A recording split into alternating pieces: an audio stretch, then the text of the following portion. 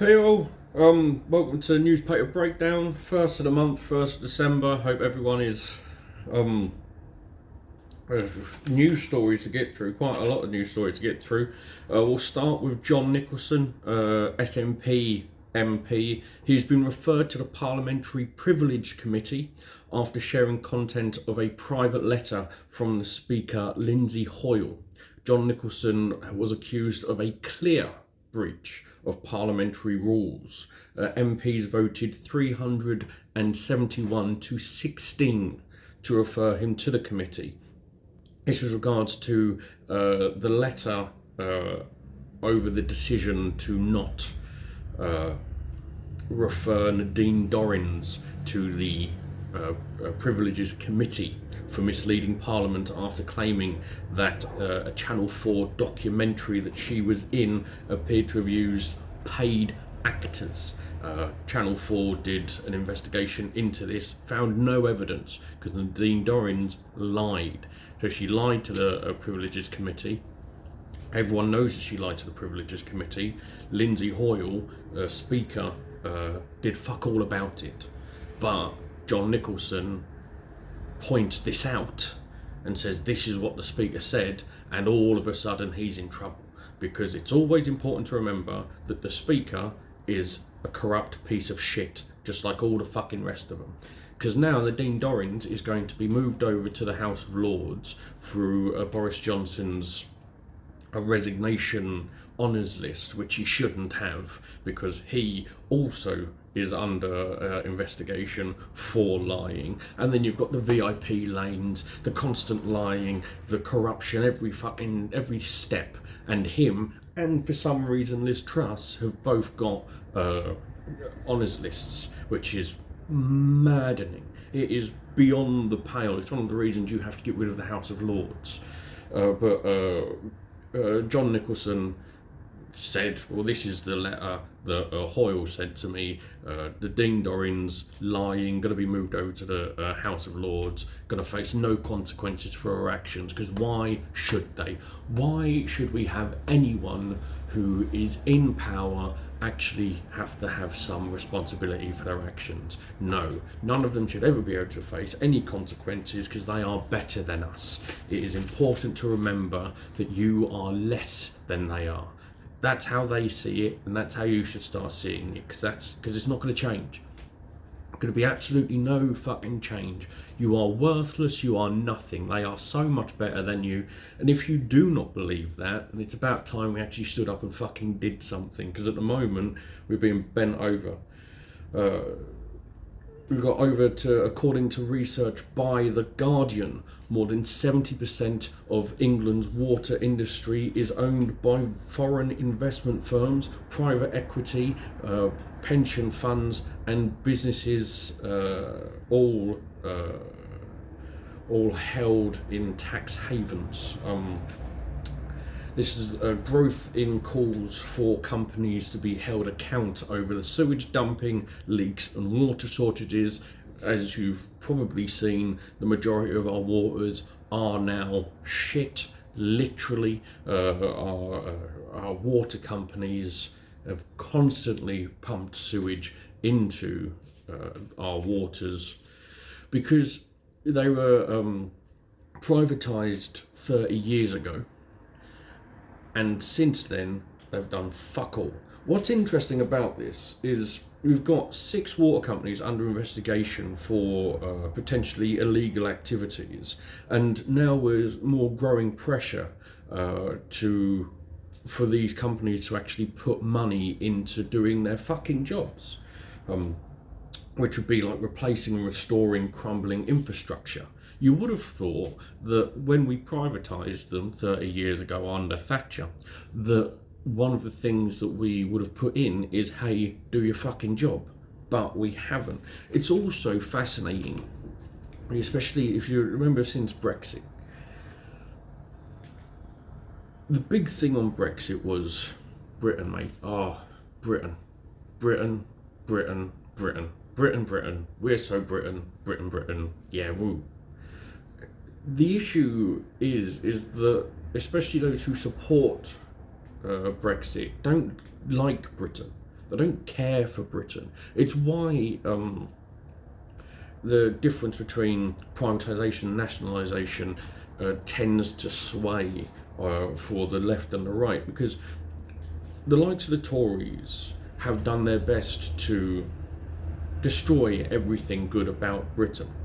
And you go on about how much we love Britain.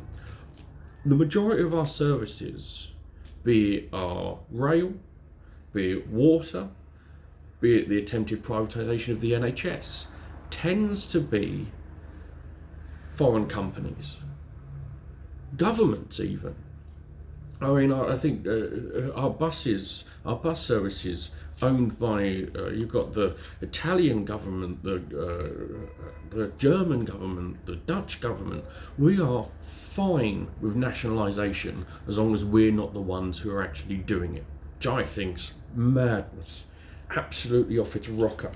Well, there is more on water companies, because Ofwat, who's the regulator and does fuck all, Ofwat is refusing to limit soaring debts run up by water companies, as it is revealed firms have outstanding borrowing of almost £54 billion. That has been accrued since the privatisation. Customers are paying on average 20% of their water bill towards servicing debt and rewarding shareholders. So you ever look at your water bill and you think, fuck me, that's a bit high. It's a bit up there, isn't it? I can't believe we're paying so much for water. You're not paying it for the water, you're paying it for the leverage that water companies have put onto these. You are paying for them to make money, and you're not even getting anything from it. The scale of the debt. So this is according, of course, to the Competition and Markets Authority. The scale of the debt taken by the 9 main water companies raises concerns, of course, of financial stability, because the more debt you've got, something goes wrong, especially with the rising of interest rates. There's a chance they're fucked, and if they're fucked, all it's going to be is that your water prices go up, so that they can pay off the debt that they've accrued to give themselves fucking money. This is all gearing. This is what they're doing. Gearing is borrowing funds to buy things, except they're not buying things. They haven't improved anything. They haven't made it show that everything's fucking delightful. They have borrowed to give themselves money, pay their shareholders. Main water companies have paid dividends of 65.9 billion up to 2022. So since privatisation, 30 years, 65 billion they've given to shareholders, and they've got debts of 54 billion. You can do the maths there yourself. Ofwat has so far rejected the idea of inserting conditions into water company licences to limit the debt they can take in order to protect the public, because why would you protect the public? As I said before, you're pieces of shit, you're worthless, there's nothing about you that is any good. Every company there is just there to fuck you, and you can take it all the fucking time.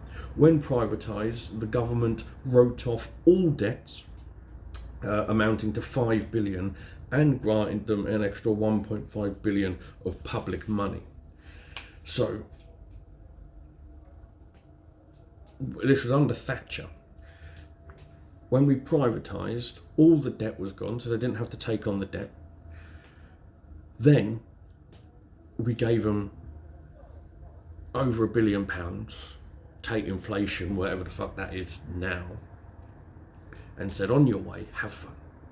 And then lots of foreign owners came over and they purchased it, and they took all the money without doing any of the work, and we have just accepted it for 30 years, to such a point now where we are quite literally, and you can't use this as literally often, swimming in shit.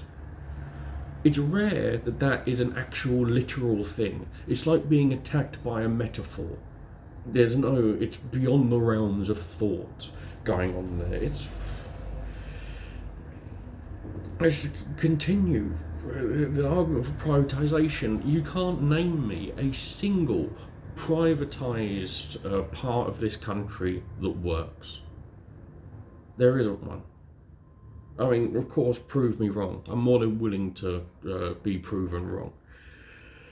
More than 40 NHS traffic control centres have been set up across England with the aim of getting patients into beds more quickly and managing demand.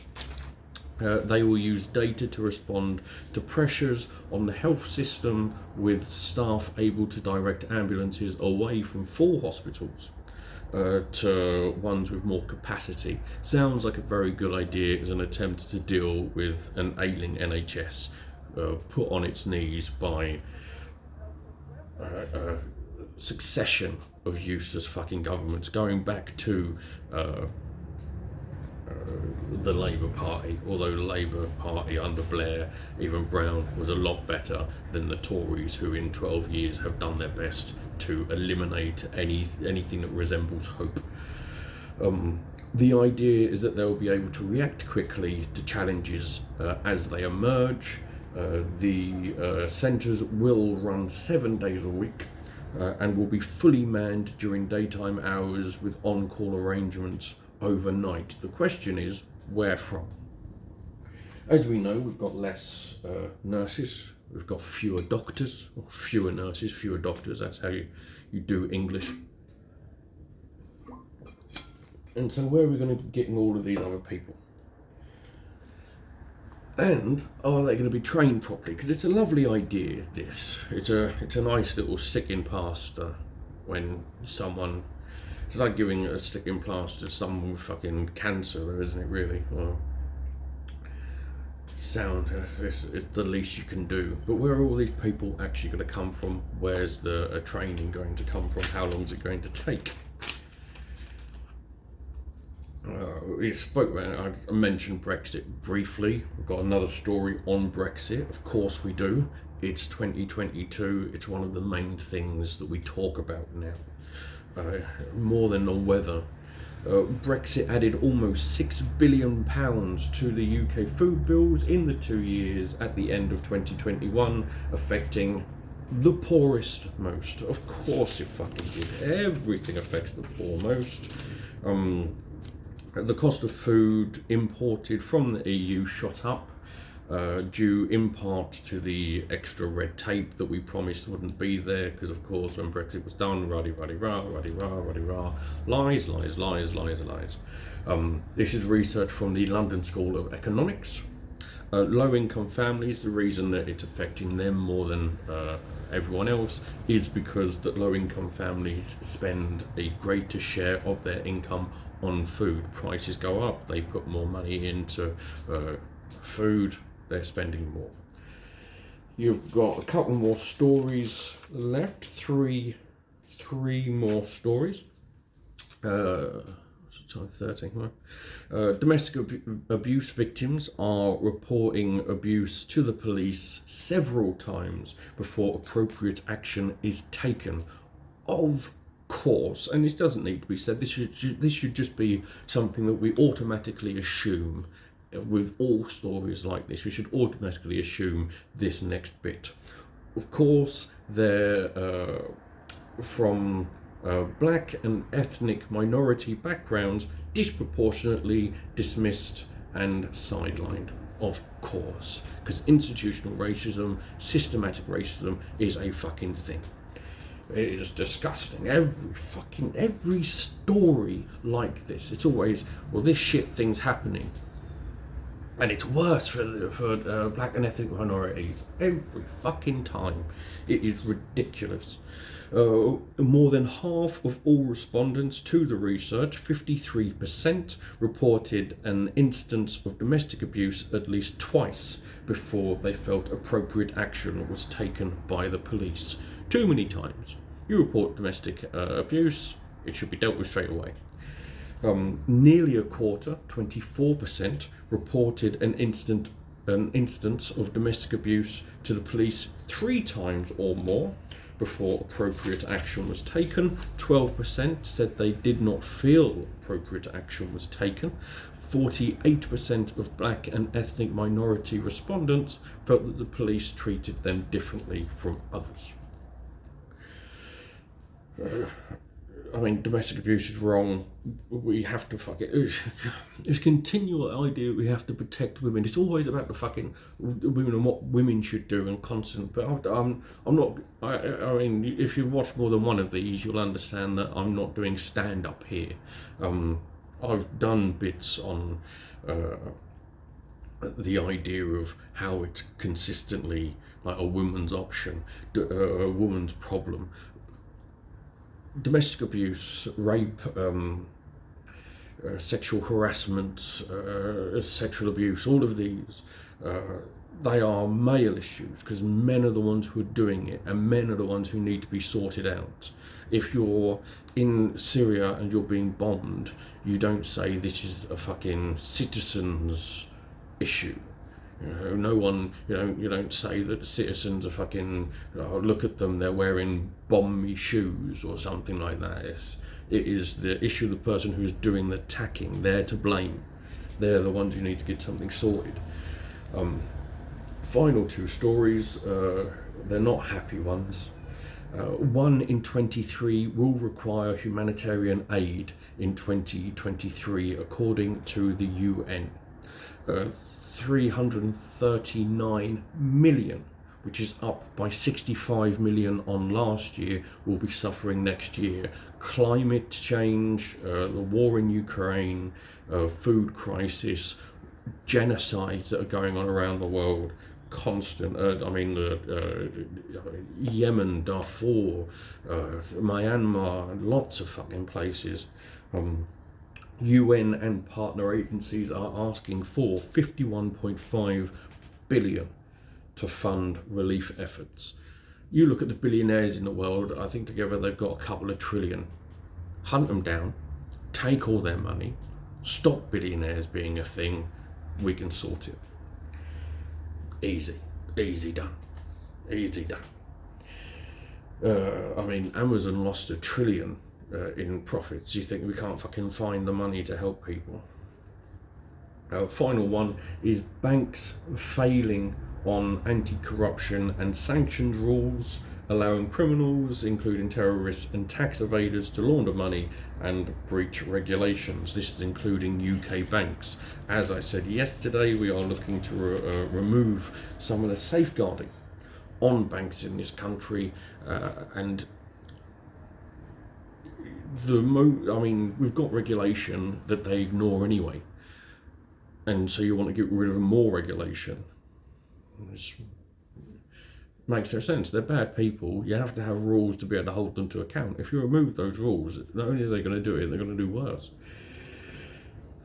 That's it. Well, hope you enjoyed. I shall catch you and see you. Bye.